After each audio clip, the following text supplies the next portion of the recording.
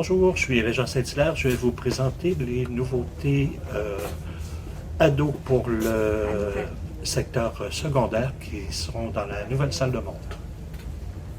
Et on débute avec du secondaire premier cycle, une adaptation du roman de Martin Page qui est apparu à l'École des loisirs, le Club des inadaptés, .e.s. C'est de Cathy Bauer qui avait déjà fait on est aux éditions de Rue de Sèvres, elle avait déjà fait l'adaptation d'une tétralogie.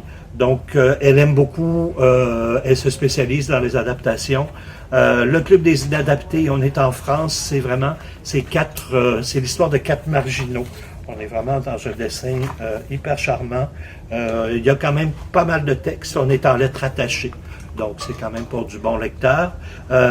C'est en fin de compte, ces 4 amis. Il y en a un qui va se faire intimider, qui va se faire tabasser parce que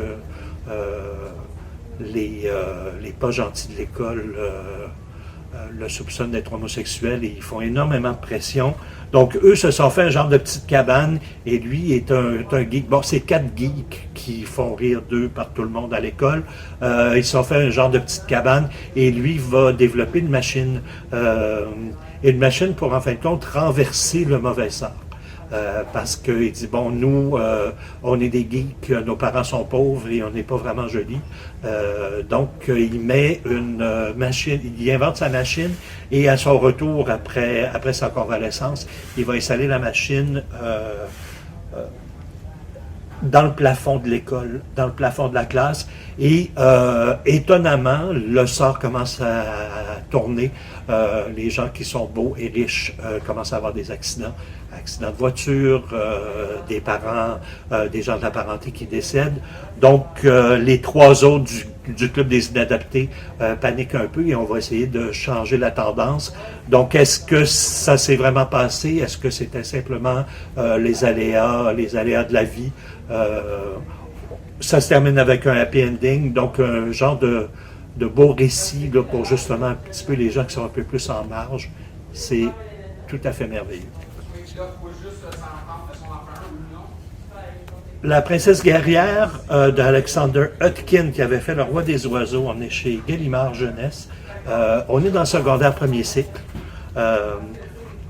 Un conte inspiré du folklore russe. Donc, on est dans la tradition orale. Ce qui est intéressant aussi, c'est qu'on peut travailler la mise en abîme parce que le narrateur va nous amener même à un moment donné dans le conte de Le Roi des oiseaux qui était l'album précédent. On n'est pas dans une série, mais on est dans un genre de récit, là, justement, de tradition orale qu'on fait des clins d'œil, on revient, on s'en retourne. Le côté mise en abîme est intéressant à travailler en classe et le dessin est vraiment tout à fait pimpant et pétant de couleurs. C'est tout à fait merveilleux. Et on est, c'est ça, dans du récit épique, les princes, les princesses, les magouillages, donc c'est vraiment tout à fait fabuleux. Toujours pour le premier cycle du secondaire chez Casterman, de Jean-Michel Biloux et Wizit, Agir pour la planète. On est dans un documentaire, mais on est dans un documentaire, mais aussi une espèce de boîte à outils d'intervention. Et d'ailleurs, ça débute avec une lettre aux citoyens de la Terre. On va aborder énormément de thématiques. Le réchauffement climatique, la consommation, l'agriculture et l'alimentation, les droits des animaux, l'énergie, les modes de transport. Et donc, on a des petites scénettes en 2 pages. Transformer l'agriculture pour ne pas détruire la nature. Et à la fin de chacun des blocs, au début de chacun des blocs, on a respecté les animaux, donc il y a 50 milliards d'animaux sur la Terre. C'est vraiment quand je parlais de boîte à outils sur des petits trucs pratiques à faire au quotidien. Donc c'est un peu aussi, c'est intéressant pour des professeurs, c'est très intéressant pour les enfants. Je vois tout à fait ça dans une bibliothèque de classe et ensuite ça peut alimenter, là, après les classes, ça peut alimenter la discussion avec des adultes, avec les parents. Donc, un bel ouvrage qui n'est pas moralisateur, qui a quand même une petite touche d'humour. Vous voyez sur l'urbanisme aussi, sur le développement des autoroutes, sujet complexe mais passionnant. Donc, il y a jamais, on n'est pas dans le noir et blanc de ça c'est pas correct, ça c'est bien. C'est rien que de ça se passe comme ça et qu'est-ce qu'on peut faire pour améliorer en fait contre le quotidien et surtout le futur. Je vous dirais que c'est un album assez indispensable. 3095 chez Casterman, c'est vraiment incroyable.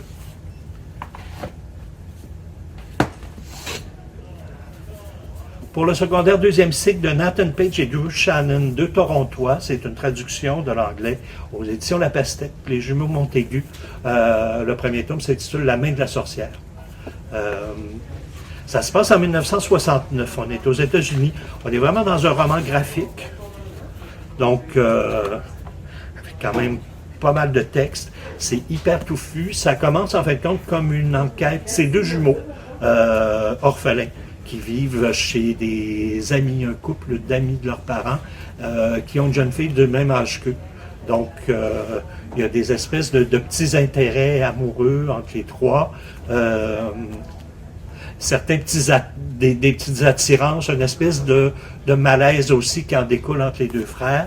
Et c'est ça, on est en 1969, il y a une... la femme du maire qui a été assassinée quelques années auparavant. Et on bascule, en fait, on pense que ça va être une espèce de récit d'enquête policière, mais on bascule dans le fantastique avec la magie et on découvre que cette ville-là, qui est une petite ville en Nouvelle-Angleterre, sur le bord de la mer, qui... la moitié de la population sont des magiciens, autant les hommes que les femmes. Et en fait, compte, les parents adoptifs sont deux magiciens. Il y a un nouveau professeur à l'école secondaire, un jeune noir qui est mage aussi. Et là, on va découvrir en fait compte toute l'espèce de hiérarchie et que les anciens magiciens ont un peu peur des idées des nouveaux magiciens. Et on est vraiment en 1969 et avec l'émeute de Stonewall, l'espèce de descente dans un bar homosexuel, et ça va déclencher une espèce de crise des valeurs dans la ville, et justement un des deux jumeaux qui va, en fait, compte avouer à son frère qui est homosexuel et qui ne l'a jamais dit, et lui était toujours très près de la fille, donc le malentendu va un peu se résorber. Donc on est dans le changement de mentalité, on est dans aussi l'acceptation des Noirs aux États-Unis. Et c'est un récit vraiment, c'est très très enlevant parce qu'il y a la fille du maire qui est disparue, qui a fait des incantations magiques. Donc on est vraiment dans secret de famille, secret de communauté. Qui était tissé serré, mais qui va vraiment s'étioler. C'est vraiment fabuleux. On est avec une psychologie des personnages qui est vraiment très, très bien développée. Donc, un beau suspense. On est capable d'aller toucher aussi là, un peu plus le côté social, le côté mentalité. C'est un plaisir de lecture. J'ai bien hâte au deuxième tome. Et on va terminer avec un manga Blue Lock aux éditions Pika. De Muneyuki Kaneshiro et au dessin Yusuke Nomura. Il y a 3 tomes qui sont parus en même temps. C'est un peu la folie au Japon. C'est un mélange, en fin de compte, de soccer il le compare à Battle Royale. Donc, on est dans le huis clos. Habituellement, c'est ça, ce genre de huis clos-là, c'est toujours des gens qui se font éliminer, qui se font tuer. Ici, justement, il peut se travailler à l'école parce que c'est... le Japon, en fait, compte, est pas encore une puissance mondiale dans le monde du soccer. Il va participer au mondial et même se rendre en demi-finale assez souvent. Mais ils n'ont jamais, en fait, il leur manque quelque chose pour être vraiment dans l'élite mondiale, pour gagner la médaille d'or. Et c'est un programme gouvernemental qui va prendre 300 jeunes adolescents qui sont des spécialistes, des buteurs. Donc, ils prennent 300 attaquants. Ils ont bâti un immense complexe à l'écart d'une ville, sur une montagne, qui s'appelle le Blue Lock. Et là, ça va être un tournoi éliminatoire. Donc, ils partent de 300, il en restera que qui va être vraiment l'espoir et c'est l'avenir du soccer japonais. On est un peu dans l'eugénisme, on est un peu dans 1984. C'est assez fabuleux pour ça, c'est bien intéressant parce que on n'est pas dans il faut que je te tue, c'est il faut que je me prouve que je suis meilleur que toi. Évidemment, il va y avoir des alliances, il y a des gens qui se trouvent très très bons mais qui ne sont pas capables de travailler ensemble. Donc on explore la psychologie des personnages. À partir du tome 2, on est dans des tournois éliminatoires d'équipe.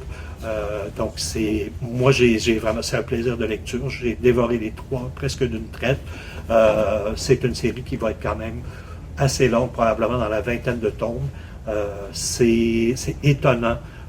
Oui, c'est un public féminin, mais j'ai vu quand même quelques filles qui sont intéressées, quelques étudiantes d'une école secondaire. Il y a une espèce de buzz autour de cette série-là et qui est très, très justifié. Donc, c'était tout pour la bande dessinée secondaire et on se revoit le mois prochain. Bon mois de novembre.